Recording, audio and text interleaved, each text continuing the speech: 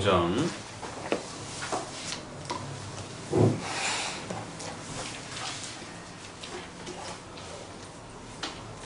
4장, 5장, 그 다음에 6장 또 이렇게 넘어가는 부분들이 아가서의 이제 그 중간 정도 역할을 소개하면서 또 아주 중요한 그 남녀의 사랑의 아주 극치의 최고의 그런 또 모습들이 이 4, 5, 6장 안에 아주 집중적으로 또 이제 이렇게 녹아 들어가는 것을 보게 됩니다.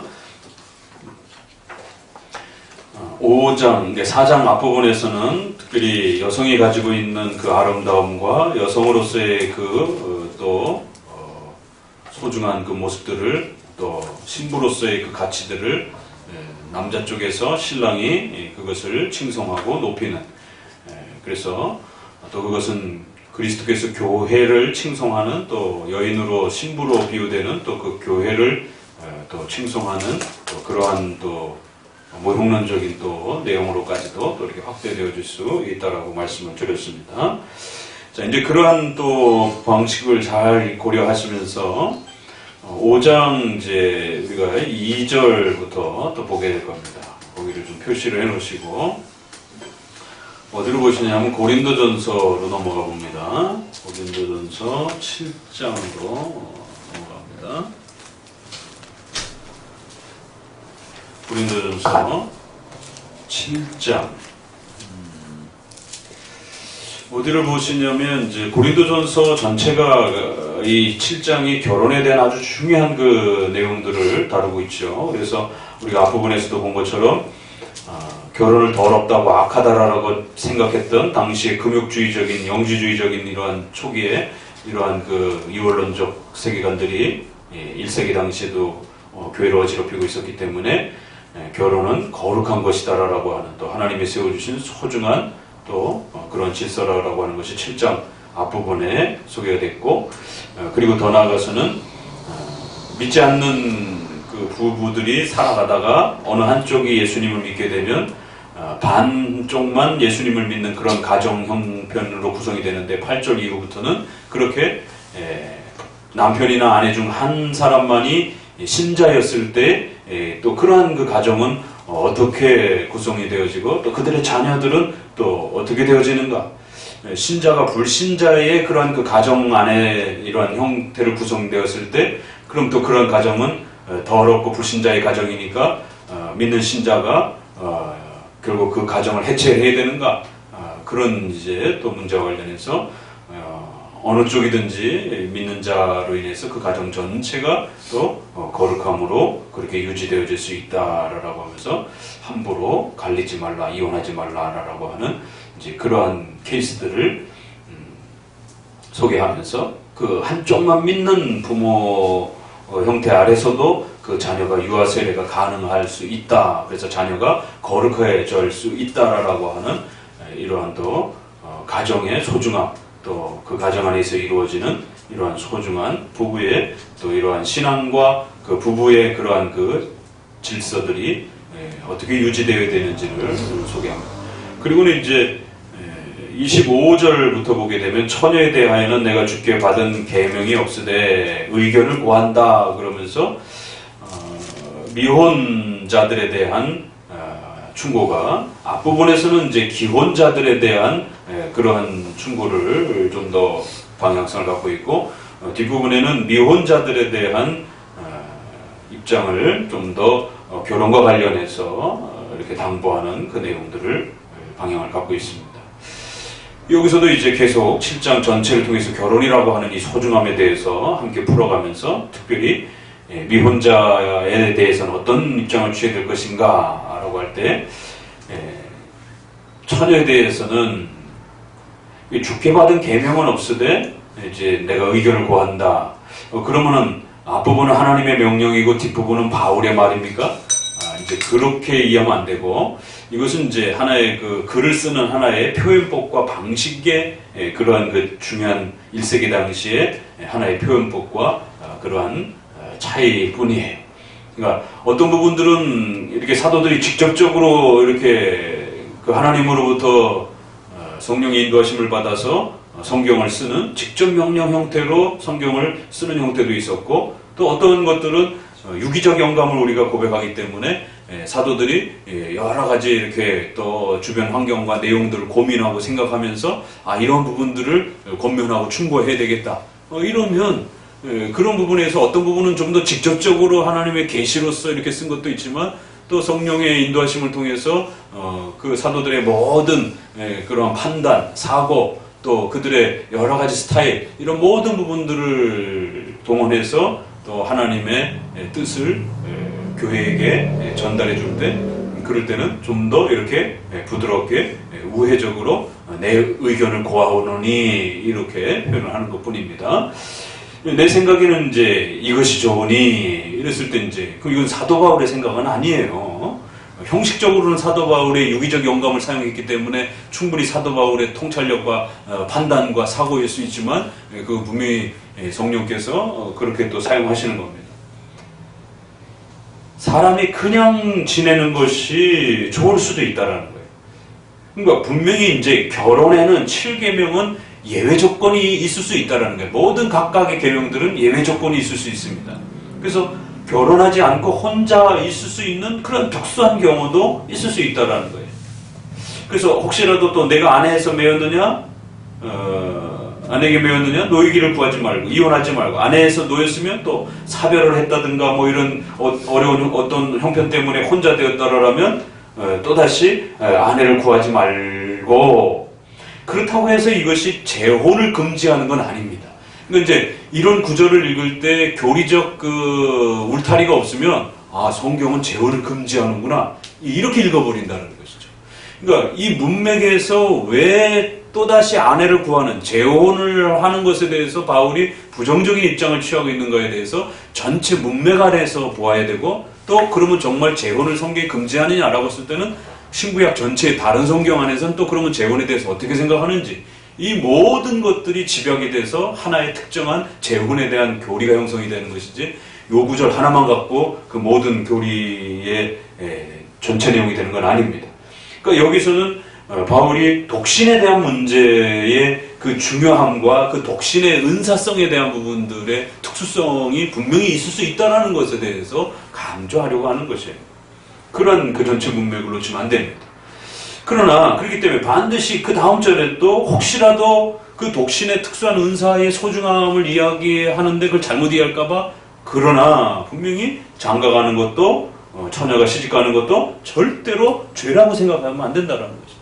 분명히 독신의 그러한 특수성과 은사는 분명히 있지만, 그럼에도 불구하고 결코 그것을 반대로 엮어서 또 장가가거나 시집가는 걸 마치 독신의 특수성을 너무 강조하다가 결혼하는 것은 마치 더러운 것인 것처럼 이렇게 취급하면 큰일 난다는 것을 벌써 본문이 그런 오해를 가질까봐, 더더구나 7장 자체는 장가가는 것, 시집가는 것을 더럽다라고 악하다라고 생각했던 영지주의자들의 위험성이 있었기 때문에 다시 한번 분명히 그건 짚고 넘어갑니다.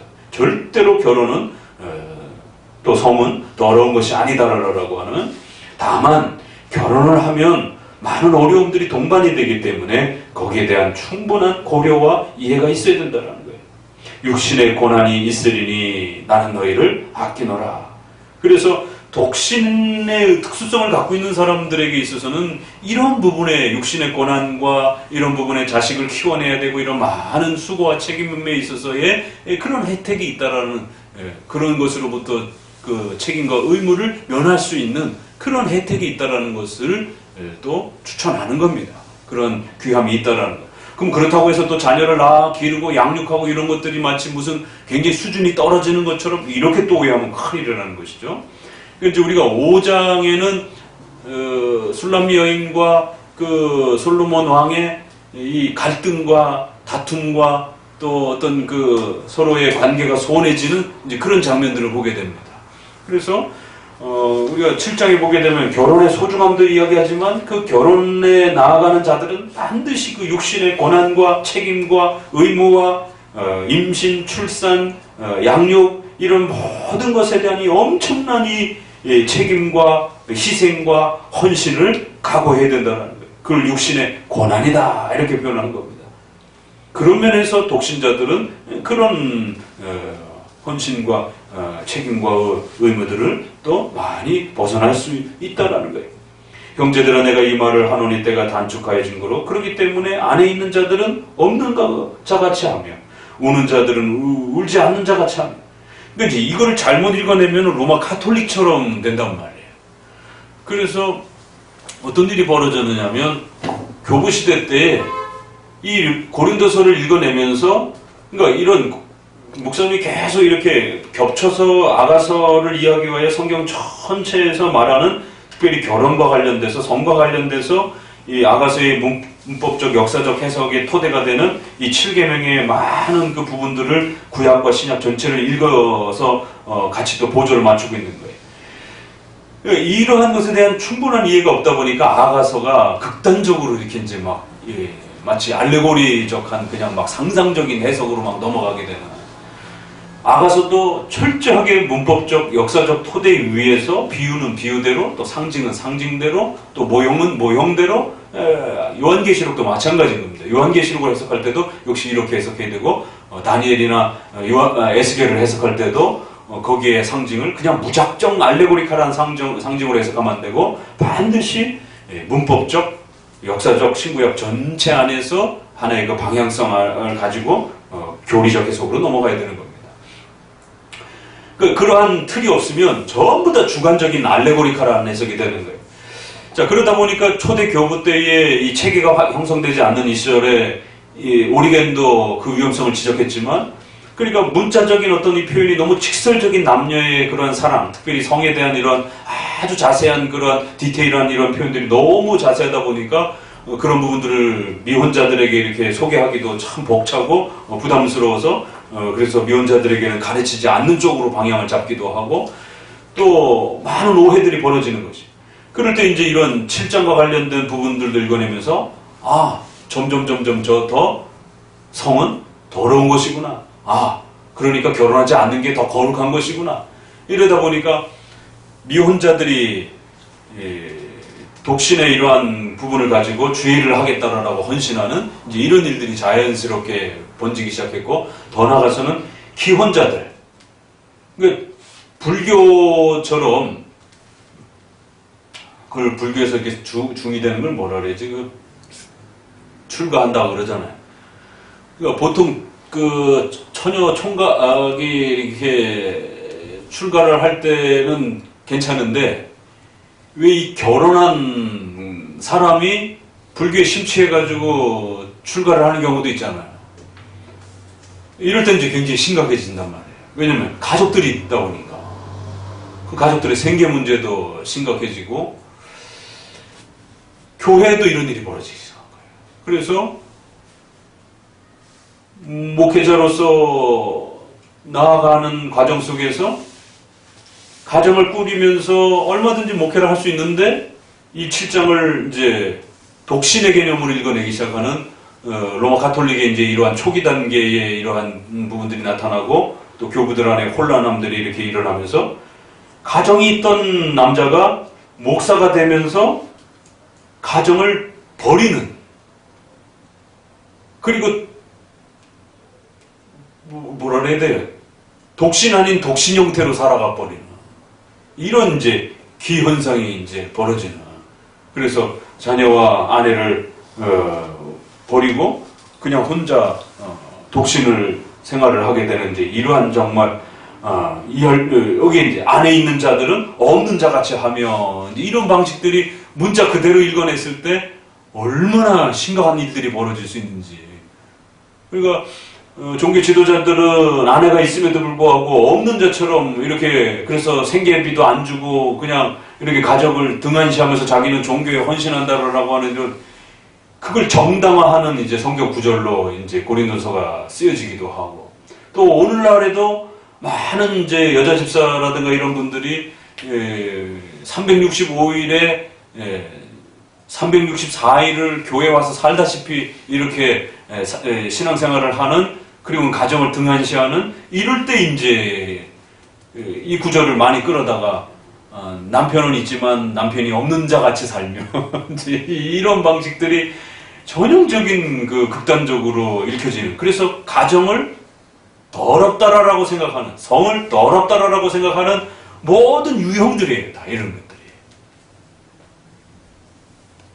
그래서 고린도서의 이러한 부분을 다시 한번 전체적인 문맥 안에서 잘 읽어내야지, 문자 고 특정한 단 문장만 끌어내면 큰일 납니다. 이건 독신이라고 하는 특수한 그 가치를 일단은 존중하는 겁니다. 왜? 주의 일을 위하여 그렇게 자기의 삶을 희생하는 그 방식들을 존중하는 겁니다. 32절에 너희가 염려 없기를 원하노라. 장가가지 않는 자는 주의를 염려하여 어찌하여 주를 기쁘시게 할꼬. 하지만 장가간 사람들은 아내와 자식들을 먹여 살리기 위하여 많은 고민들을 한다는 거예요. 그래서 분명히 이러한 그 짊어져야 될 책임의 그 의무와 내용들이 서로 다르다라는 거예요. 그러니까 35절에 내가 이것을 말하면 너희의 유익을 위하며 너희에게 올무를 놓으려 함이 아니니 오직 너희로 하여금 이치에 합하게 하여 분요함이 없이 주를 섬기게 하려 함이라. 그래서 분명히 독신의 은사로 부름을 받은 자들이 결혼과 관련해서 예외적이고 특수한 경우에 있기 때문에 교회는 결혼하지 않는 자들을 갖다 또 너무 정죄하듯이 또 막 이렇게 몰아가서도 안 되는 것이고, 특수하게 또 그러한 그 독신의 은사를 가지고 있는 사람들이 있을 수 있기 때문에 그런 사람들은 또 그런 사람들대로 존중하는 것이고, 그러나 보편적으로는 또 결혼에 이러한 창조적 질서가 있기 때문에 결코 결혼을 더럽거나 악하거나 결혼의 가정을 등한시하는 것들을, 결혼의 책임을 짊어지는 것들을 소홀히 하는 것을 합법화시킨다든가 이러면 절대 안 된다는 것이죠. 그래서 지금은 그 문맥의 흐름의 대상의 예외적인 그 독신의 내용을 갖고 있는 사람들에 대해서 말을 하기 때문에 이런 표현을 쓴 거란 말이에요. 그래서 미혼자들의 어떤 독신 문제에 있어서는 아주 제한적인 거고, 디모데서라든가라도 보게 되면 그 과부들 중에서 교회에 전담해서 여성들을 돌볼 수 있는 이러한, 그래서 이제 오늘날 우리가 그것을 권사직의 어떤 형태처럼 이렇게 표현하기도 하는 그러한 나이 많은 과부들의 이러한 부분들을 언급할 때도 젊은 과부들은 절대로 용납하지 말라라는 것이, 그런 직분에 맡기지 말라라는 거예요. 젊은 과부들은 반드시 제가 재혼을 해서 아이를 낳고 창조 질서를 감당을 하면서 가정을 꾸려가는 것이, 그게 훨씬 더 훌륭한 그들의 사명이라는 것입니다. 결혼하지 않냐고, 재혼하지 않냐고 교회 성도들을 돌보며 특별히 여성도들을 좀 더 살펴줄 수 있는 이런 특수의 직분은 반드시 나이가 많은 사람, 또 이제 결혼으로부터 사별을 하고 이제 홀로 된 그러한 사람들 중에 아주 예외적으로 이제 성적인 욕구라든가 이런 많은 부분들이 이제 나이가 들므로 인해서 어느 정도 다 이렇게 축소가 되어지고 오직 교회 일에만 전담할 수 있는 그런 연세가 높은 그런 사람들 중에 모범적인 분들을 구별하여 여성들을 돌볼 수 있도록 그렇게 직분을 허락해 주라는 것이. 그러니까 그럴 때도 역시 여성의 그 재혼에 대해서 정당성을 열어줬고, 또 독신의 그러한 형태로서 교회를 섬기는 일에 대상자에 있어서 아무나 함부로 그 일을 감당하지 못하도록 아주 철저하게 그 대상자를 제한했던 겁니다. 그러니까 여기서도 혹시라도 미혼자들 중에 그러한 독신의 은사가 특수하게 있는 자들에 대해서는 존중할 수 있다라는 거예요. 그러나 그렇지 않은 자들의 보편적인 부분들은 분명히 28절에 그러나 장가가는 자도 시집가는 자도 절대로 그것은 죄가 아니라는 것이, 분명히 그것은 하나님 앞에 또 복된 창조적 또 그러한 은혜라는 겁니다. 그렇기 때문에 20절에 각 사람이 부르심을 받은 그 부르심대로 지내라, 이게 지금 주제인 겁니다. 그래서 이 결혼이라고 하는 것을 부르심으로써 이렇게 사명으로서 연결을 이어주는 것이, 그러니까 목회직을 사명으로 생각합니다. 거기에 직업 소명이라는 것을 개혁파가 가르치기 시작했어요. 성도들의 직업 생활들을 돈, 직업, 결혼, 성, 이걸 다 죄악시하던 그 시절에 결혼도 거룩한 것이다라고, 또 직업도 거룩한 것이다라고 하면서 직업 소명론을 가르치기 시작했고, 결혼 소명론을 가르치기 시작한 겁니다. 그래서 결혼을 부르심이라라고 하는, 결혼을 사명이라라고 하는 개념으로 끌어냈다라는 건 그건 굉장한 것입니다. 그래서 이 고린도전서가 지금 성을 결혼을 악하고 더럽더라라고 생각하던 이들을 향하여 결혼한 성은 결코 더러운 것이 아니라 그건 하나의 부르심으로서, 그랬을 때 아주 독신의 특수한 경우의 부르심으로서 감당하는 자들도 있는 것이고, 그러나 보편적으로는 결혼을 해서 자녀를 낳고 또 가정을 꾸리는 이러한 의무를 감당해야 된다. 그래서 이제 36절부터 같이 읽어봅니다. 바로 그러한 내용에서 이제 독신의 특수은사를 가진 사람이 있을 수 있고, 그리고 나머지 부분들은 전부 다 결혼에 대한 의무를 감당해야 된다는 거예요. 36절 봅니다. 누가 자기의 처녀에 대한 일이 이치에 합당치 못한 줄 생각할 때에 혼기도 지나고 그같이 할 필요가 있거든 마음대로 하라. 이것은 죄 짓는 것이 아니니 혼인하게 하라. 그러나 그 마음을 굳게 하고 또 부득이한 한 일도 없고 자기 뜻대로 할 권리가 있어서 그 처녀딸을 머물러 두기로 마음에 작정하여도 잘하는 것이라. 그러므로 처녀딸을 시집 보내는 자도 잘하거니와 시집 보내지 아니하는 자가 더 잘하는 것이니라. 여기도 보니까 더 잘한다라고 하는 이제 이러한 표현들을 잘못 읽어내게 되면 카톨릭적인 이제 해석이 되는 겁니다.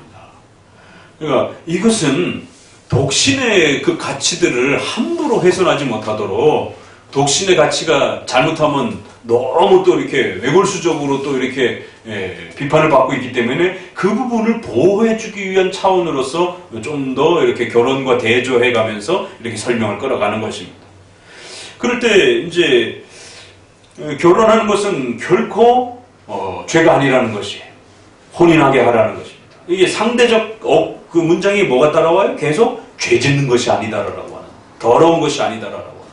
그러니까 우리 청년들이 결혼에 대한 적극적인 부르심에 대한 부분을 소망을 해야 되고, 그것은 단지 어떤 호르몬적인 그런 어떤 하나의 이런 사랑이라고 하는 에너지와 또 성욕이라고 하는 어떤 이러한 신체 반응뿐만 아니라 더 나아가서는 성도들 안에 강력한 결혼이라고 하는 사명과 부르심으로서 창조적 질서를 감당하는, 또 교회적 이 부르심을 감당하는 이런 강력한 사명의식으로 나아가야 되는 겁니다. 그렇기 때문에 결혼이라고 하는 그 구조 안에서 교회를 통해서 이루어지는 수많은 책임도 감당을 해가는 것이고, 그리고 또 개인적으로 부부들 안에서 이루어지는 수많은 결혼 안에서 이루어져가는 그 가정을 꾸려가는 그 모든 행위들, 그리고 또 임신과 출산을 통해서 자녀를 양육하고 키워가는 그 모든 부분들은 죄 짓는 것이 아니고 가장 거룩하고 가장 또 귀한 복된 선물인 것입니다. 그러니까 이러한 방향성에서 보게 되면 자녀와 또 출산과 양육의 이러한 그 과정으로 나아가기 위한 또 부부의 신체적인 가장 아름다운 성적인 연합들은 그 어떤 경우라도 더럽거나 악하거나 죄 짓는 것처럼 그렇게 오해하거나 편견을 가져서는 큰일 납니다. 우리가 앞에서 계속해서 아가서의 그런 방향성들에 대해서 이렇게 끌고 오면서 이야기했던 것처럼, 특별히 우리는 유교적이고 불교적인 그러한 이원론이 강하기 때문에, 불교도 이원론이 굉장히 강합니다. 금욕주의적 그 세계관이잖아요. 다 버리는 게 거룩한 것이다라고 하는. 그래서 중들이 세속을 떠나서 세속이라고 그러잖아요. 더러운 세속이라고 그러잖아요.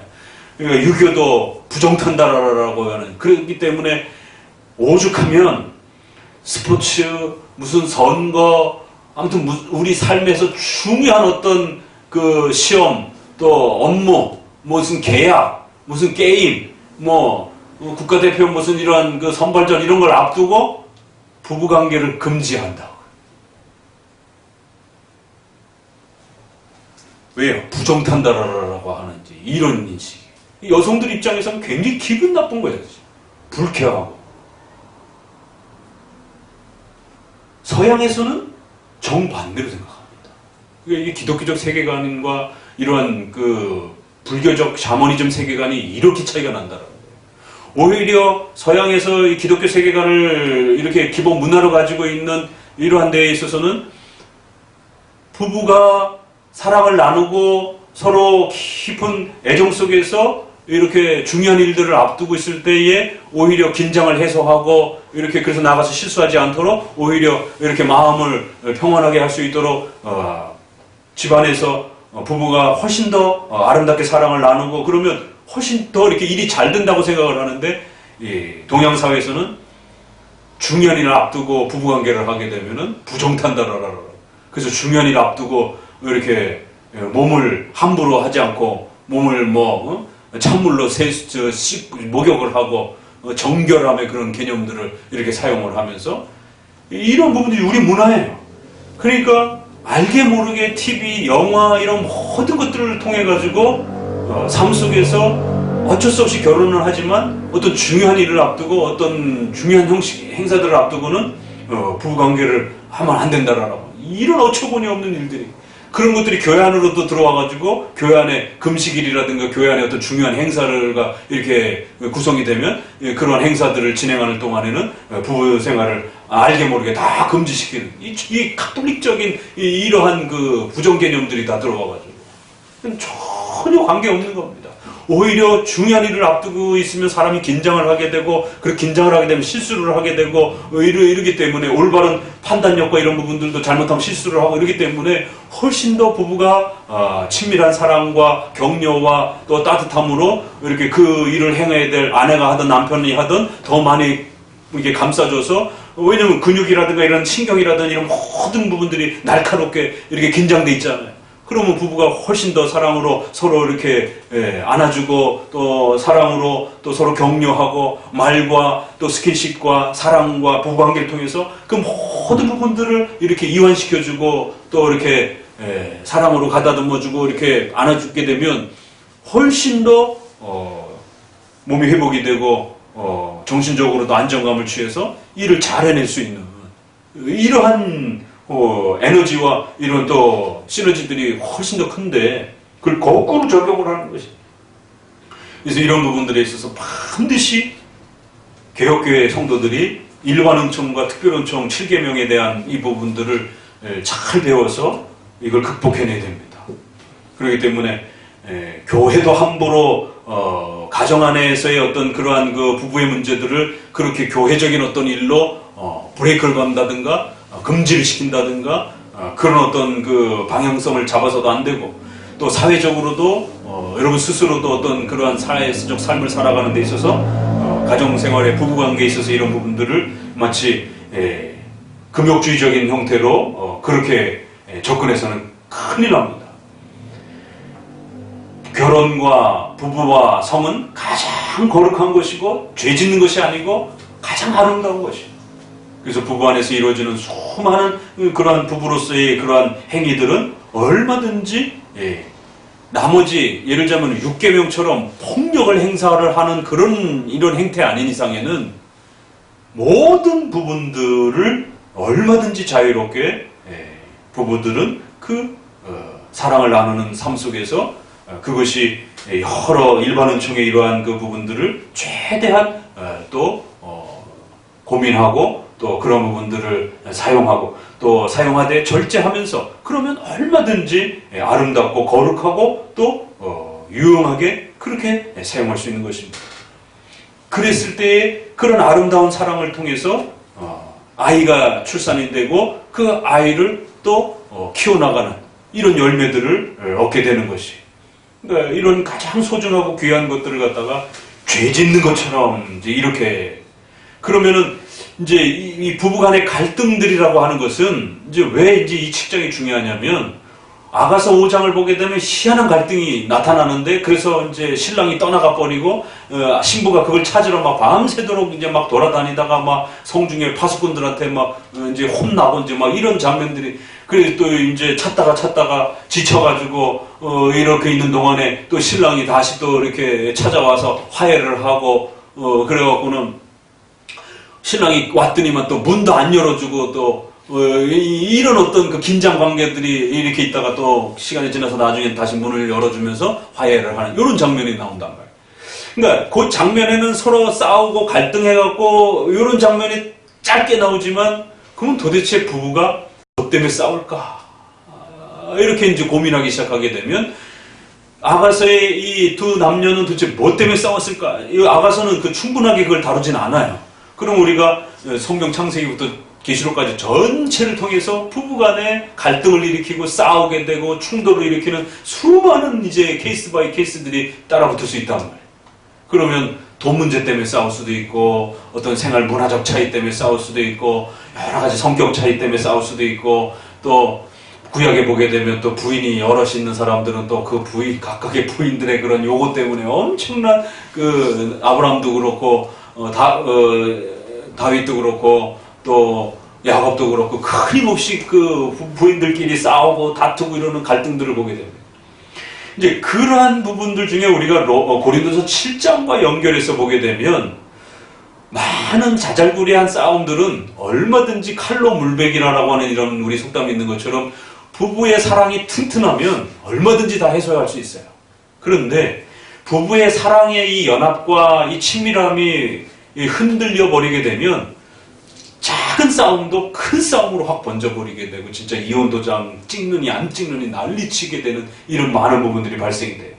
그러면 자녀를 출산해서 양육하고는 과정 속에서도 자녀 때문에 싸우기도 하지만, 그리고 더 근원적으로 자녀가 없는 상태에서 이제 막 결혼을 출발해서 살아가는 둘만의 그 부부들 속에 싸움이 벌어지고 트러블을 일으키고 그래서 이혼을 하고 뭐 이런 경우들도 많습니다.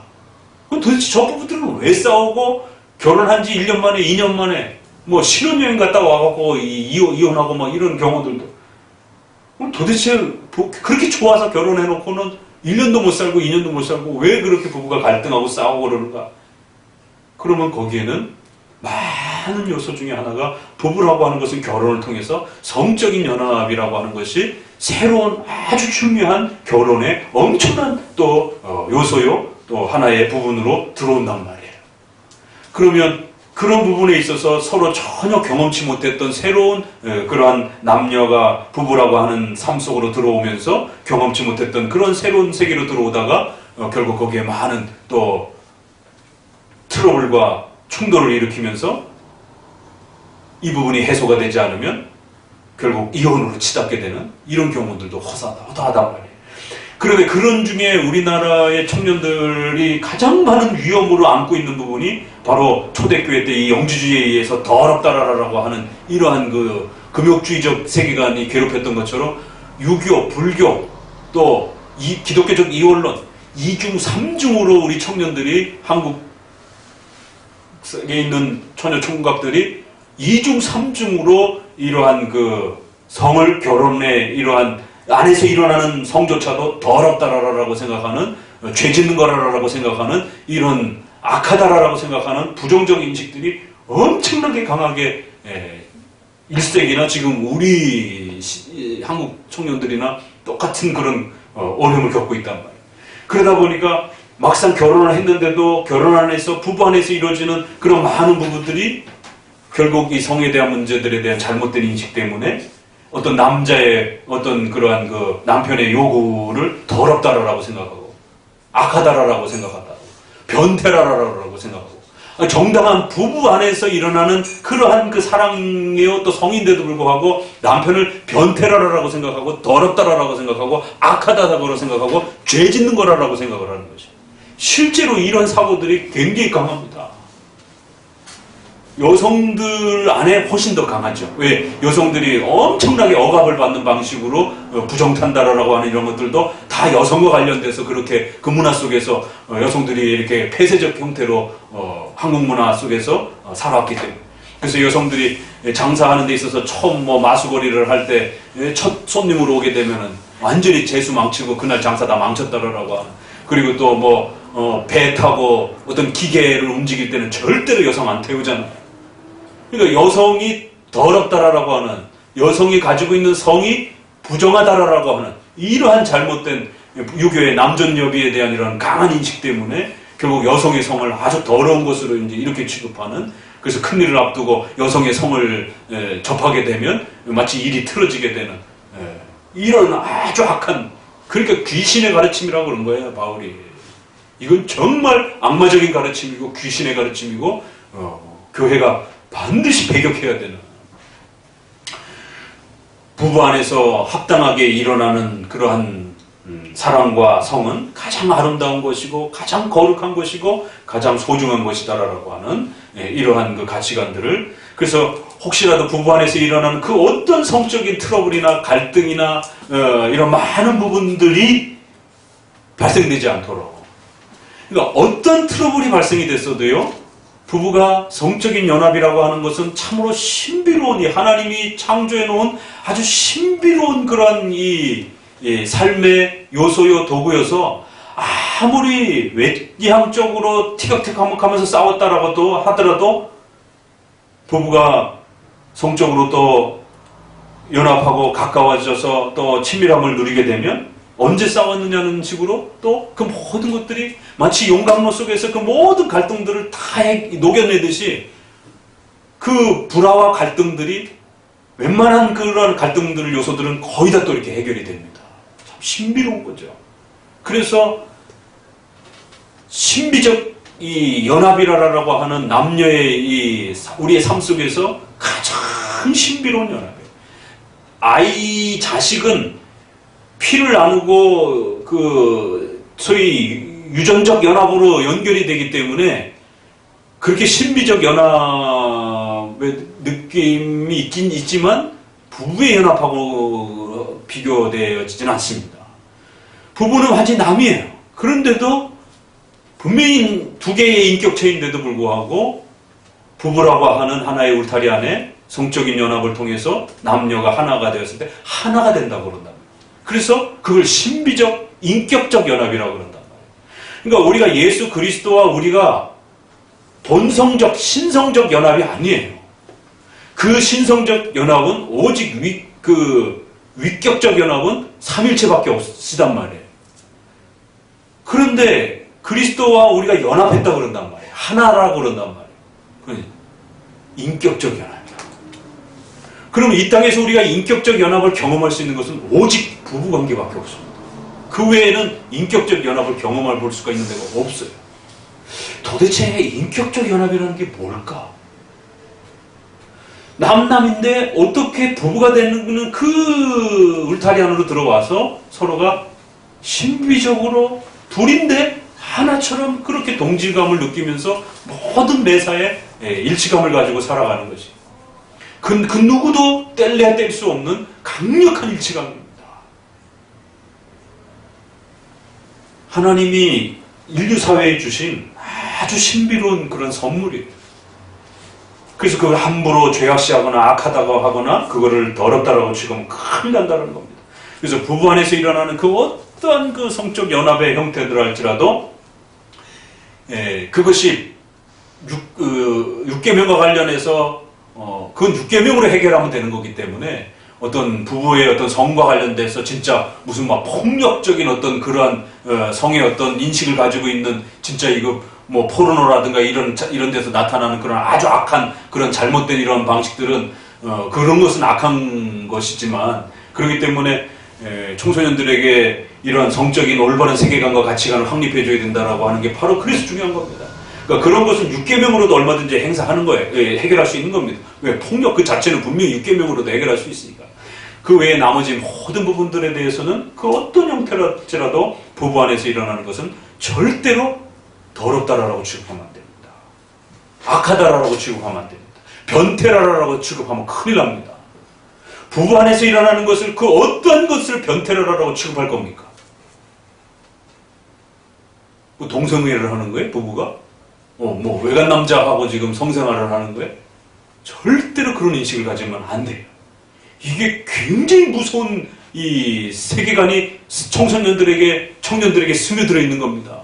그래서 부부 안에서 일어나는 그러한 성의 이러한 그 연합의 많은 아름다움들을 파괴하고 부정적으로 보게 되고 죄악시 보게 되고 더럽게 보게 되고 악하게 보게 되고, 그러다 보니까 남편이 뭔가를 이렇게 성적으로 요구할 때 그걸 악하다라고 더럽다라고 변태라라고 취급하면서 남편의 그런 모든 그런 요구와 행동들을 아주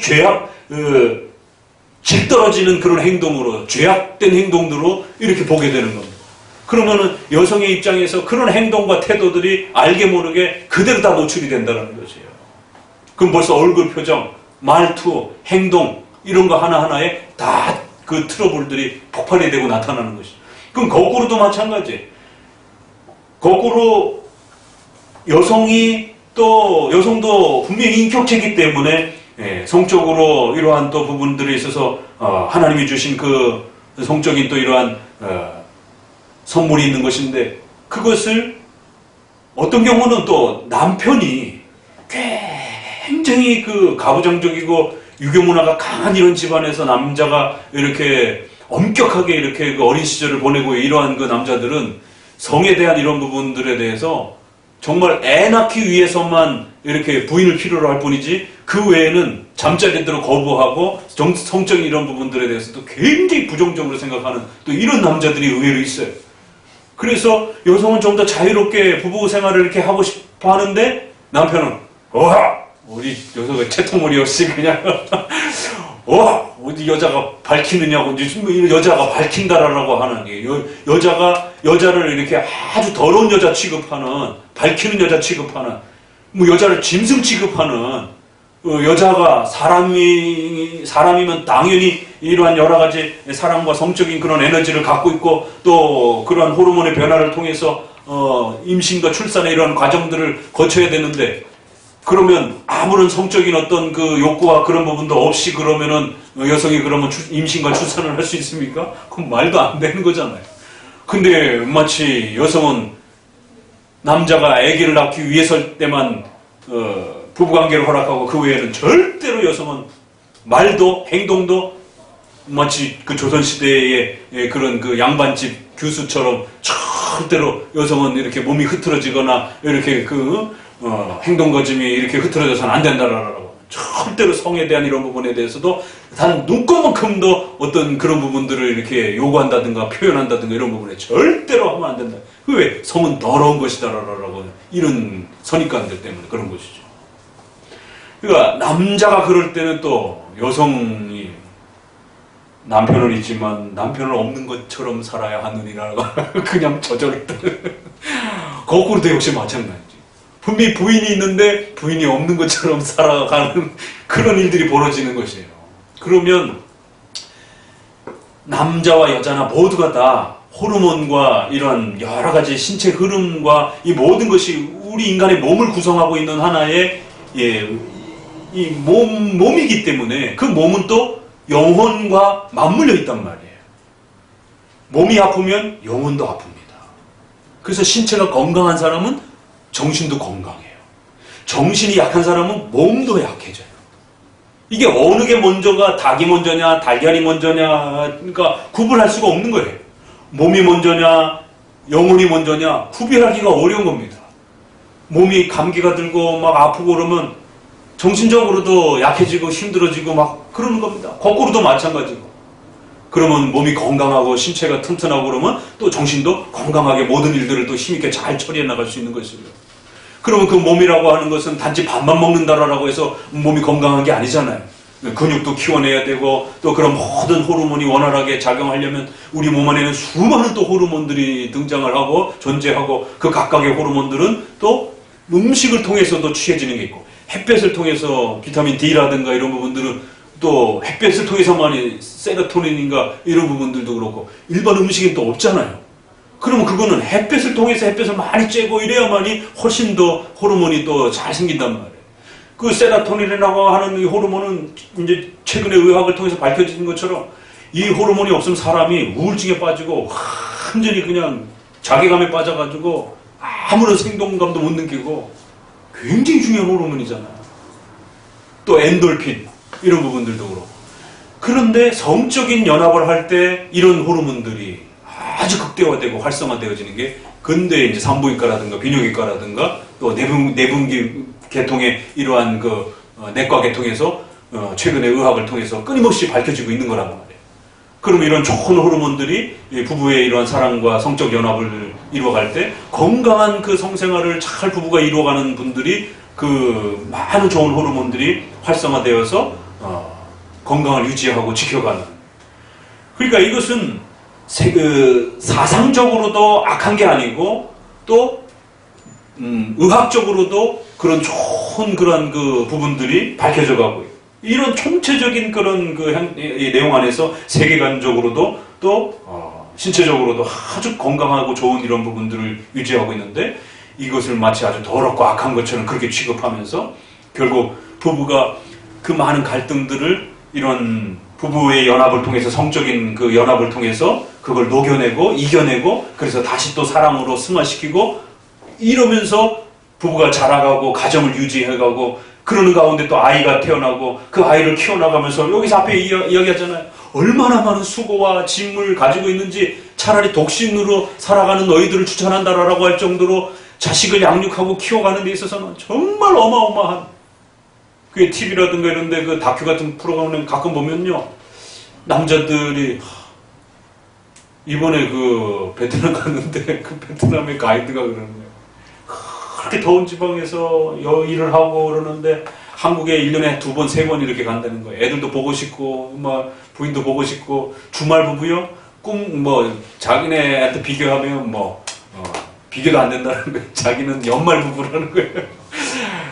그렇게 자식들을 키워나가는데 어느덧 50이 넘으니까 내가 뭐 하는 거지? 이런 후회감도 들고, 내가 외국에 와서 이렇게 굳이 살 필요가 있었나? 결혼을 했는데 결혼을 안 한 사람 같은 자식이 있는데 자식이 없는 듯한 이런 외로움을 느끼면서 뭐 하는 짓인지 타국에 나와가지고 막 이런 이야기를 하시면서 그 자식 셋을 키우는데 자기 인생을 다 이렇게 허비한 자식이 하나 더 태어나니까 더 일을 많이 해야 되는 쉬지도 못하고 그러다 보니까 남자로서 자기가 하고 싶고 막 이런 일들을 다 잃어버리고 자기 꿈도 잃어버리고 그러다가 이렇게 병이 들었는데 자식이 와서 돌봐주는 것도 아니고 부인이 와서 돌봐주는 것도 아니고 너무 외로워하고 한 번 크게 아팠는데 굉장히 아주 크게 낙심해가고 울고 그랬다는 거예요.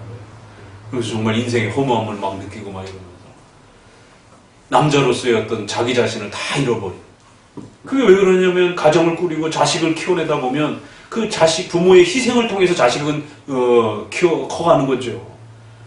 그럼 여자는 안 그런 거예요? 여자는 또 여성의 몸을 통해서 태어나기 때문에 훨씬 2배, 3배로 더 큰 희생을 치르는 것이죠. 그러니까 부모의 그 희생을 통해서 자식이 커가는 것이죠.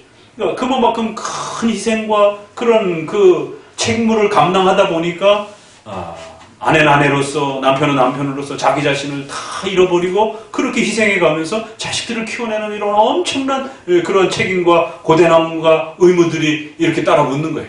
그래서 하나님은 이 결혼이라고 하는 울타리를 통해서 창조의 의무들을 이루어가시기도 하고 교회를 번성해 가기도 하시고 또 그들 개인에게는 성화라라고 하는 자기 부정 가장 중요한 날마다 자기 십자가를 지고 자기를 부인하면서 그리스도를 따라야 한다라고 하는 그럼 도대체 우리가 언제 내 자신을 죽이듯이 그렇게 내 자신을 꺾어내면서 희생하고 헌신하면서 내 자신을 포기하는 때가 언제 있겠어요? 그거는 결혼을 통하여 자식을 낳고 그 자식을 키워내는 과정 속에 자기가 하고 싶은 모든 일들을 끊어내면서 정말 자기가 먹고 싶은 것, 누리고 싶은 것, 이 모든 것들을 포기하고 그걸 자식의 입에 넣어주면서 그 기쁨을 누리면서 희생해 갈 때 자기 부정이라고 하는 최고의 이 성화를 경험하게 되는 겁니다. 그래서 우리가 오죽하면 일반 속담에도 나이가 아무리 많아도 결혼하지 않은 상태에서는 처녀총각들은 아직 철이 이렇게 덜 들었다라고 하는 젊어도 20대랄지라도 결혼해서 아이를 키우는 부부들은 훨씬 더 철이 든다라고 하는 그거는 부정할 수 없는 이야기예요. 어쩔 수 없습니다. 그건 살아보면 그건 맞는 이야기예요. 그리고 또 기독교적으로도 그렇게 해서 그 2배, 3배의 희생을 통하여 자기 부정을 배워가는 거예요. 이 성화의 울타리는 7계명 앞부분에서 죄와 관련해서도 성적인 범죄의 정욕에 빠지지 않도록 성의 이 범죄에 빠지지 않도록 결혼의 울타리 안으로 하나님이 만들어주셨다 그러잖아요. 결혼의 이러한 질서를 통하여 자기 부정을 배우면서 성도들이 성화되어져 가는 엄청난 또 신앙의 훈련들을 받는 겁니다. 그러니까 그러한 결혼 안에서 이루어지는 이러한 모든 그 관계의 기초 단계는 부부의 사랑, 또 부부의 사랑 안에는 인격적 사랑과 육체적 사랑 모두를 포함하는 겁니다. 거기로부터 출발이 되면서 자식도 태어나고 자식도 양육하고 또 삶을 꾸려가는 겁니다. 그렇기 때문에 그 어떤 갈등과 자식을 키워내는 과정 속에서 자기 부정을 이뤄가는 그 수많은 과정 속에서 그 아픔들을 또 부부가 인격적이고 육체적인 또 이런 사랑과 친밀함들을 통해서 좋은 육체적 호르몬도 나오면서 신체를 건강하게 하여 그 자식을 키워낼 수 있는 강력한 에너지와 힘을 하나님께서 주시는 겁니다. 부부의 그 성적 연합들을 통해서. 그래서 또다시 나가서 밤을 지새워가면서 일을 해도 피곤치 않도록 그런 강력한 또 에너지들을 또 그렇게 공급하시는 것이. 그래서 자기 몸이 망가지는 그러한 것을 감수해 가면서도 자식을 키워낼 수 있는 노동력을 또 제공할 수 있도록. 그런 육체적인 힘도 제공이 되면서 또 성화적인 또 이러한 자기 부정의 신앙의 또 훈련도 커가는 겁니다. 그러니까 그 모든 것들을 녹여내는 것은 바로 이 부부의 친밀함과 육체적이고 영적인 그 신비적 연합 속에서 일어나는 거예요. 그러면 웬만한 갈등들은 이 부부의 사랑 안에서 다 녹여내는 겁니다. 그러면 여기서 뭔가 트러블이 발생이 되게 되면 남자는 바깥에 나가서도 오죽하면 세상 사람들도 상사가 막 아침부터 와갖고 막 소리 집어 던지고 막 소리 지르고 그러면 아 저기 집에 진짜 저녁 지난밤에 부인하고 싸웠나 이 대번 그 얘기를 하는 거예요. 왜? 남자들은 그런 부분에 아주 민감하게 이렇게 여성들이 월경을 통해서 달에 이러한 그 주기와 이렇게 한 달에 이렇게 한 번씩 이렇게 맞물려서 돌아가듯이 남성들도 또 그 호르몬의 이런 변화들이 또 그렇게 아주 민감하게 그러한 그 일반 호르몬과 에너지와 이렇게 맞물려서 돌아간단 말이에요. 그러니까 결혼한 부부들의 남성들이 그 부부관계가 원만하지 않을 때 아주 거칠어지고 아주 폭력적이고 아주 사나워지고 사회관계에 있어서도 아주 독선적으로 이렇게 되어지는 이런 관계성들이 맞물려 있단 말이에요. 그러면 더 트러블이 생기게 되고 부부지간에도 더 싸우게 되고 더 화내게 되고. 그러니까 우리 속담에도 보통 부부들은 그렇게 많이 싸우는 거예요. 그럼 그 얘기는 부부관계도 원만하지 않은 거예요. 그래서 뭐라 그러지? 금술 좋은 부부가, 뭐 천생연분이라는 말, 또 금술 좋은 부부라라고 하는 이런 부분들이 대부분의 부부들은 그런 관계를 잘 유지하지 못하고 싸우고 트러블을 일으키고 그러는데 그 100명의 부부 중에 한두 부부가 정말 금술도 좋고 부부가 그렇게 아주 서로를 아끼고 그럼 부부가 그렇게 서로를 아낀다라고 하는 것은 칸트적인 사랑으로만 그렇게 아끼는 게 아니에요. 몸과 영혼이 늘 부부가 서로가 감싸주고 안아주고 그렇게 보다듬어주고 부부가 또 성적인 그런 연합으로 서로의 그 아픔들과 또 고단함들을 서로 녹여내고 또 갈등들을 또 녹여내고 또 서로 화해하고 그러니까 웬만한 부분에 대해서는 서로 싸우지도 않고 트러블 내지도 않고 그러니까 갈등의 이런 많은 부분들을 해소하면서 정말 사랑스럽게 부부가 그렇게 살아가는. 그래서 많은 분들이 부러워하는지. 그게 일반 부부들 안에 늘 다 그렇지 않더라는 것이에요. 그래서 성경은 바로 그런 부부의 그런 가치와 이러한 삶의 자리를 아주 소중하게 칭찬하는 겁니다. 신앙적으로 또 일반은 종적인 육체적으로라도 싸우지 말고 다투지 말고 부부의 이러한 그 갈등과 아픔들을 잘 부부의 연합을 통해서 녹여내고 그 부부의 연합이란 육체적 연합, 영혼의 영적인 연합, 이 모든 연합을 원만하게 잘 유지해서 가정을 행복하고 사랑스럽게 잘 녹여내라는 거예요. 그래서 오죽하면 우리가 7계명 할 때도 자식에게 줄 수 있는 가장 큰 선물은 돈이 아니라 부부가 싸우지 않는 거예요. 이건 꼭 기억해 두셔야 됩니다. 저희가 아이들한테도 우리 큰아들이 그러더라고요. 제 친구들하고 그렇게 얘기하면서 자식들에게 있어서 가장 큰 스펙은 부모의 사랑이라. 그래? 그래서 자기는 가장 좋은 스펙을 가지고 있다라고 그렇게 떠들더라고요. 그래서 고맙다라고 그러면서. 왜냐면 집에서 엄마 아빠가 싸우는 거를 거의 얘네들은 보지 못하고 컸거든요. 지네들이 지 친구들한테도 얘기하고 밥 먹으면서도 우리한테 얘기하고 그래. 부부가 싸우는 게 뭔지 잘 모른다라고. 그럼 엄마 잘 때 나가서 싸우는 한이 있더라도 절대로 애들 앞에서는 싸우지 말고 부부가 가장 화목한 모습으로 아이들 앞에서 살아가는 그 사랑스러운 모습을 보여주고 경험케 해주는 왜? 부부가 한마디라도 큰 소리를 내고 그러면요, 아이들은 생존의 문제가 달려있기 때문에 온 신경이 곤두서면서 호르몬이라든가 이런 모든 정서 기능들이 그 부부가 싸우는 것에 혹시라도 그 싸움 때문에 자기들의 생존이 위협받을까봐 목숨을 걸고 아이들은 긴장을 한단 말이에요. 그러니까 정신적으로도 충격을 받게 되고 여러 부분에 있어서 아이들의 이 양육에 위협을 받는 겁니다. 그래서 화목한 가정의 아이들이 건강하게 이렇게 크게 된다는 것이죠. 자, 이렇게 해서 이제 7장의 이러한 부분들이 왜 이런 부분들을 구체적으로 이렇게 다루는가? 이러한 부부들의 갈등과 이런 부분들 안에는 여러 요소가 있겠지만 거기에는 성격적인 차이도 있고, 우리가 이혼할 때 대부분 다 그러잖아요. 성격이 안 맞아서 이혼했더라도. 그럼 그 성격 안에는 함축적인 의미가 다 들어있는 거죠. 아니 뭐 연애할 때는 성격 뭐 몰랐어요? 오래 데이트하면 성격들 다 알 거 아니에요. 그런데도 성격이 안 맞아서 헤어졌다 그러면 거기에는 다 함축이 돼 있는 겁니다.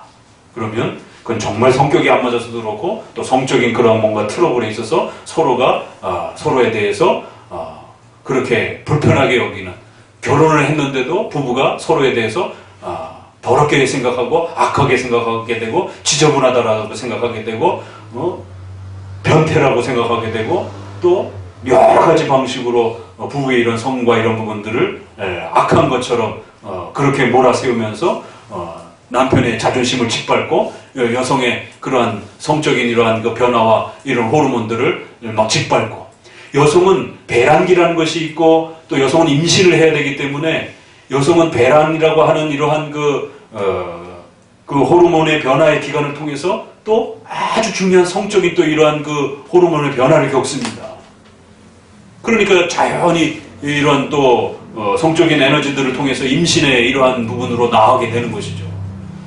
그거를 여성들을 갖다가 성적으로 더럽다라라고 불결한 여자다라고 이렇게 취급하는 정말 이런 정말 악마의 같은 그런 가르침의 이러한 못된 가르침들이 우리 사회에 얼마나 이렇게 만연되어 있는지를 명심하셔야 됩니다. 그래서 마음대로 해라. 죄 짓는 것이 아니다. 이거를 잘 묵상하고 읽으면요, 이 말씀이 얼마나 기가 막힌 말씀인지 몰라요. 결혼을 앞두고 있는데, 자 보세요. 누가 자기의 처녀에 대하여 이래 이치에 합당치 못한 줄을 생각하여 홍기가 많이 지난 거예요. 결혼을 이렇게 했어야 되는데 결혼을 놓치고 있었을 때 그 딸을 시집 보내고자 한다라면 얼마든지 자원하는 마음으로 마음대로 성경적이냐 아니냐 따지지 말고 마음껏 너가 원하는 대로 좋은 혼처를 찾아서 그렇게 결혼이라고 하는 이 단계로 나아가라는 거지. 왜 그러면은 이 결혼이라고 하는 이 단계에 적극적으로 못 나갔을까? 왜 이렇게 혼기가 자꾸 늦춰졌을까? 죄 짓는 게 아니다라고 하는 그 뒷문장에 추론할 수가 있는 겁니다. 뭔가 성에 대해서 굉장히 부정적으로 또 아니면은 자신의 어떤 출세라든가 뭐 어떤 사회적인 여러 가지 뭔가 이유 때문에 결혼을 이렇게 늦추려고 하는 이런 잘못된 결혼에 대한 부정적인 인식이 있을 수도 있는 것에 대해서 추론해 볼 수 있는 겁니다. 그러니까 절대로 결혼이라든가 이런 홍기를 뒤로 미루지 말고 마음대로 너희가 원하는 대로. 성경에서 이런 표현이 많지 않습니다. 너가 마음대로 해. 이게 얼마나 좋은 말씀입니까 이게. 성경은 항상 하지마 이런 부정적인 하나님의 죄와 관련되어 있기 때문에 항상 우리가 듣는 말들은 하지마, 죄 짓는 거야, 하지마, 죄 짓는 거야, 이런 말씀들이 얼마나 많아요. 근데 여기서 죄 짓는 거 아니야, 마음대로 해.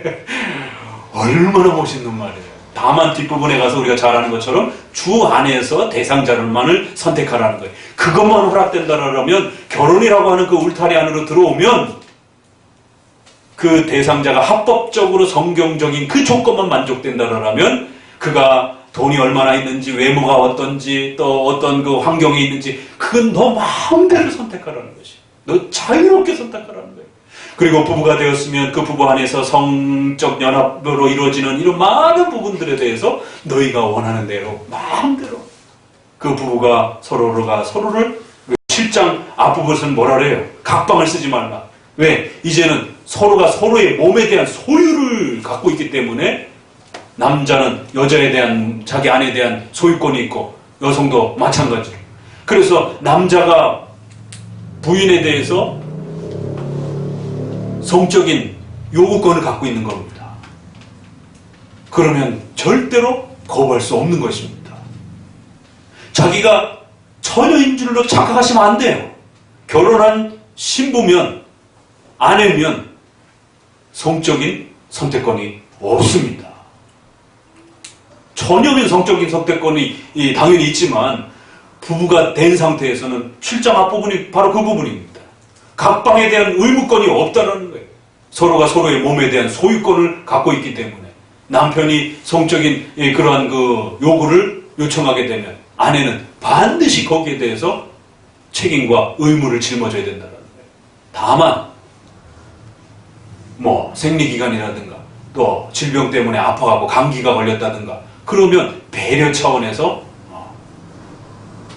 다음에 이러면서 그건 배려적 차원에서 이해하고 넘어가는 것이. 그리고 또 여성이 어떤 정신적으로 좀 힘든 그런 무슨 집안의 일이 있더라라면 여보 나 좀 힘들어. 그래도 남편이 그런 성적인 요구권을 요구하게 되면 어떻게 할 거예요? 절대 안 돼! 이거 아닌 것입니다. 말한 것처럼 배려적 차원에서 접근할 것인지 정도만 생각하는 것이. 그건 각자의 의무가 마찬가지라는 거예요. 의무와 책임이 동시적으로 열려있는 것이에요. 그러니까 그런 부분에서까지도 이 결혼이라고 하는 것은 그러한 책임과 의무를 짊어지는 것이. 지금 여기 아주 7장에 굉장히 깊은 이야기들이 쏟아져 나오는 거 있는 겁니다. 그러니까 독신으로 있었을 때는 이러한 자식에 대한 양육에 대한 책임권, 또 부부간에 일어나는 성적인 그런 의무와 책임권에 대한 모든 그런 그 부담이 없다라는 거예요. 자기 혼자 사니까. 그러니까 독신의 그런 부분을 있을 때는 주를 좀 더 섬기는 부분에 자유권이 있지만 그렇다고 해서 결혼을 더럽다라고 취급하면 안 된다. 결혼을 하는 자들은 반드시 몸에 대한 소유권, 거기에 성적인 그런 책임권에 대한 부분까지 의무와 책임권에 대한 모든 부분들을. 그래서 이제는 상대방이 남편이 아내가 성적인 요구를 하게 되면 당연히 책임을 져야 되는 겁니다. 그건. 부부로서는. 다만 상대방이 좀 더 힘들고 또 무슨 아프다든가 다른 이유 때문에 배려적 부분을 요구할 때는 들어줄 수도 있고 안 들을 수도 있고 그건 또 그 안에서 선택할 문제지 그걸 함부로 이렇게 처녀 총각대처럼 왜 내가 싫다는데 이런 싸움이 붙기 시작하는 것이. 그러니까 각방을 쓰지 말라라고 하는 이 표현 안에는 많은 추론적 부분들이 우리가 부부생활이라고 하는 그 상황 속에서 많은 부분들을 이해해낼 수 있는 겁니다. 부부가 각방을 쓸 때 주로 언제 쓰게 되느냐 말이에요. 싸움 나가지고 문 쾅 닫고 나가버리고 이런 부분이 충분히 다 해결되는, 다 이게 여기서 생각되어질 수 있는 겁니다. 부부들 안에 다뤄지게 되면 이렇게 성적인 요구권을 얘기했는데 남성들이 제일 자존심 상해하는 부분들이 성적으로 남성들은 훨씬 더 이런 호르몬이 이렇게 반복적으로 이렇게 여성보다 훨씬 더 강하게 이렇게 2배 이상의 성적 호르몬들이 이렇게 원활하게 강하다 보니까 성적인 이런 요구들을 할 때 여성이 피곤해 이러면서 확 거절을 했을 때 그 문제 트러블이 일어나면서 문 콱 닫고 옆방 가서 알았어! 이러면서 그냥 승질내고 딴방에 가서 자는 거죠. 그럼 각방이 되는 거예요. 여기서 종교적인 목적으로라도 절대로 아주 그것도 짧은 기간 외에는 절대로 각방에 대한 이 부분들을 만들어서는 안 된다는 겁니다. 그러면 반드시 사탄이 그 연약함에, 성적인 연약함을 틈을 타고 들어와가지고 그 분노된 그 마음이 해소되지 아니하고 그 부인에 대한 또 남편에 대한 이 서운함과 또 불쾌감들이 이제 막 쌓아지기 시작하면서 폭발하기 시작하면서 결국에는 폭력으로 나오기도 하고 또 다른 부분으로 또 나타나기도 하고. 그래서 이제 제가 결혼 예비 학교할 때 우리 예비 부부들한테 교육하는 것 중에 특별히 자매들한테 교육하는 것 중에 하나가 여성은 절대로 성을 무기화하시면 안 됩니다. 남자는 폭력으로서 무기화를 하지만 여성은 힘이 없어도 여성은 생리라고 하는 월 통해서 자연적으로 호르몬이 줄어들기 때문에 성적인 조절 능력이 여성은 굉장히 천부적으로 그렇게 몸이 구성되어 있단 말이에요. 호르몬이 배출이 안 되다 보니까 조절이 되고 자제가 되는 거예요. 그러면 여성은 굳이 성에 대한 그런 이런 그 욕구와 이런 부분들이 남자처럼 그렇게 강하지 않단 말이에요. 조절이 된단 말이에요. 그러면 여성은 성을 무기화할 수 있습니다. 들어오지 마! 그러면 남자는 성적인 호르몬이 계속해서 폭발하는데 그러면 누가 더 폭력적이고 지쳐버리고 지겠어요? 두 손 들게. 남자가 두 손 발 달두고 항복하는 겁니다. 여성은 연약한데도 엄청난 무기를 갖고 있는 거예요. 그러니까 그런 면에서 여성들이 성을 무기화하시면 절대 큰일 나는 겁니다. 그래서 성적인 책임과 의무를 짊어진다라고 하는 것은 자녀를 기르고 양육하는데도 엄청난 의무와 책임을 짊어지는 것처럼 이렇게 또 부부 사이에서의 이러한 성적인 책임권, 소유권 이런 7장에서 소개되어진 앞부분에서 소개되는 각방을 쓰지 말고 부부가 항상 한 방을 쓰라는 거예요. 그걸 부정은 긍정으로 돌려야 되잖아요. 우리가 십계명에서 각방을 쓰지 마. 한 방을 쓰라. 그럼 방으로 표현되어 있어요. 아가서에서도 침대, 방, 너와 내가 나는 너 안에, 너는 내 안에. 이 5장에도 이런 말이 나온단 말이에요. 그건 아주 깊은 서로의 그런 부부관계의 친밀함과 연합을 아주 극대화해서 그렇게 표현을 하는 거예요. 아름다움을. 절대로 각방 쓰지 말고 한 방 안에 머무르러 있으라는 거예요. 성적인 끊임없는 친밀함과 연속됨 안에 머물러 있으라는 것이에요. 그거를 종교적인 어떤 이름으로도 함부로 방해하거나 이렇게 부부의 그런 성적 연합을 브레이크를 걸는다든가 방해해서는 안 된다는 겁니다. 그래서 대상자를 제한하는 주님 안에서 믿는 자 안에서 결혼한다라고 하는 이 정도 조건 안에서 기준만 세워지게 되면 그 대상을 선택하는 방식에 있어서도 또 결혼을 하고 난 이후에 부부가 성적 연합과 책임과 의무를 짊어지는 데 있어서도 얼마든지 마음대로 하는 거예요.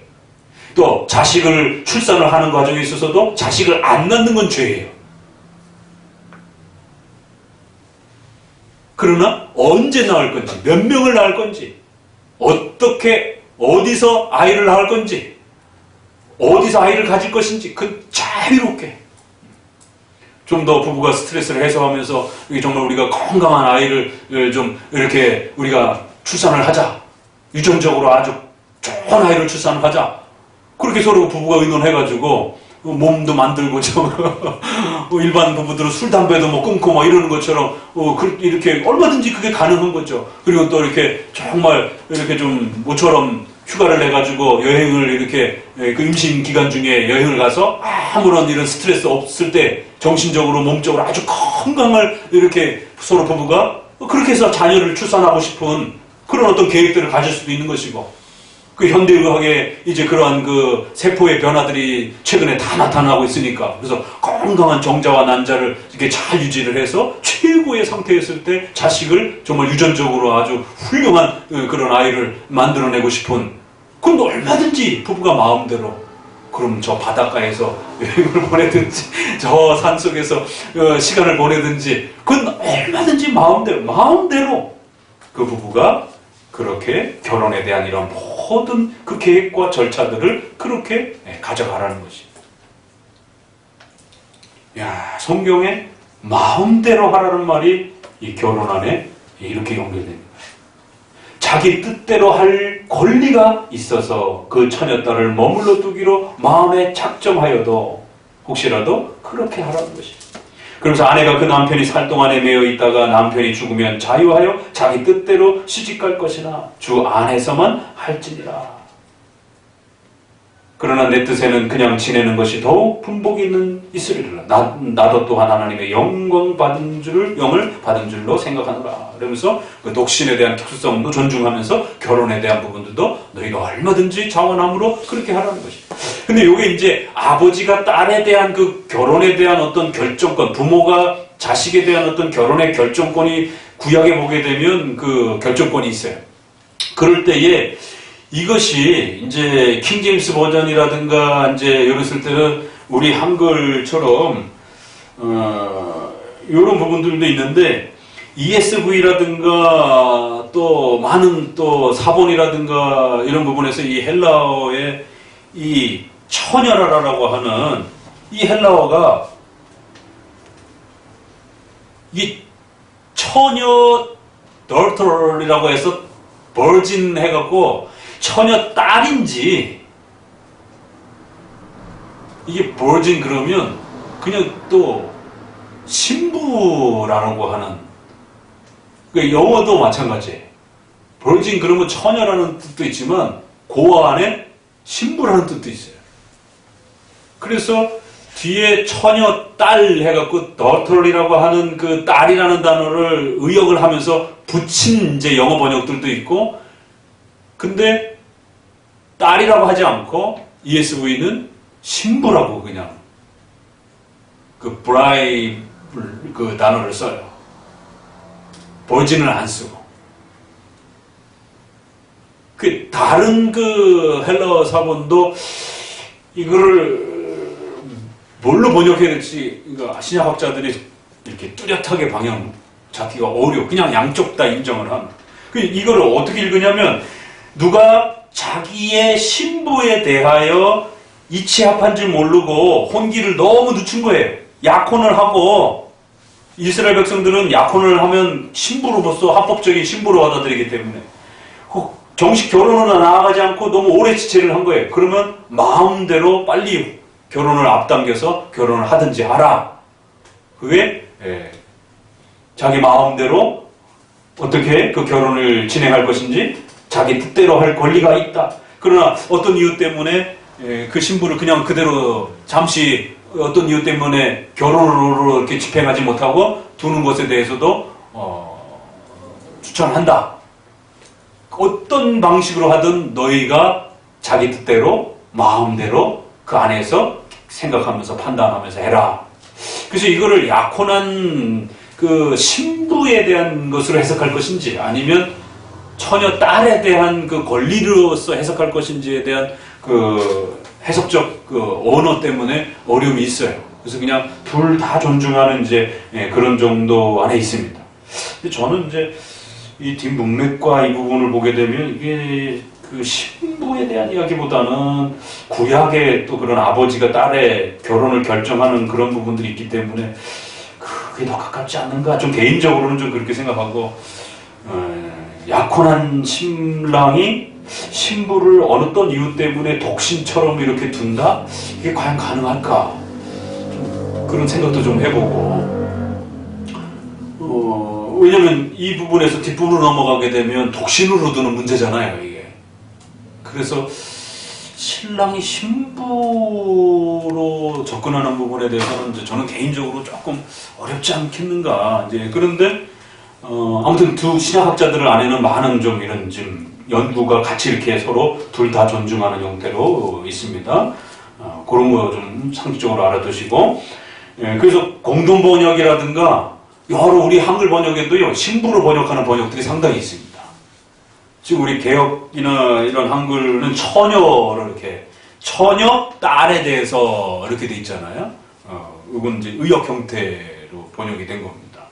자, 아무튼 이렇게 해서 오늘은 7장을 좀 더 한번 세밀하게 좀 더 들여다보면서 아가서에 대한 부분들을 5장이 이제 5장, 6장이 하이라이트, 이 남녀 부부에 대한 연합, 몸과 영혼에 대한 이런 아주 깊은 연합의 아주 최절정에 대한 이런 부분들이고, 특별히 5장은 부부가 이제 서로 갈등하고 싸우고 다투고 그래갖고는 신랑이 갓버리고 그랬다가 신부가 그걸 또 찾으러 막 헤매고 다니고 그랬다가 또 신랑이 또 다시 마음이 변해서 찾아오니까 문도 안 열어주고 새침해가지고 또 그랬다가 또 겨우 화해를 하고 막 이런 부분들, 그런 갈등들을 우리가 어떻게 이제 보는가라고 했을 때 이 부분을 그냥 성도가 그리스도와 관련해서 신앙생활이 경건생활이 떨어져가지고 그리스도와 갈등을 일으키는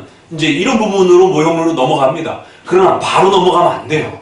문법적 역사적인 부분에서 충분히 남녀 간에 부부 간에 그 다투고 싸우고 이런 많은 부분들의 이 모습들을 충분히 이렇게 우리가 보면서 그러한 갈등과 아픔들이 또 부부 안에서 이렇게 갈등과 이 싸움을 일으키는 많은 요소들을 또 우리가 이렇게 연결해서 해석해 보면서 이런 많은 싸움의 요소들의 이러한 부분들을 어떤 면까지 우리가 들여다볼 수 있는가 또 한번 이렇게 들여다보는 거고 또 그래서 그 연관관계되어서 또 신약에 이렇게 부부 안에서 특별히 부부가 싸우는 그런 독특성이 있다는 것이죠.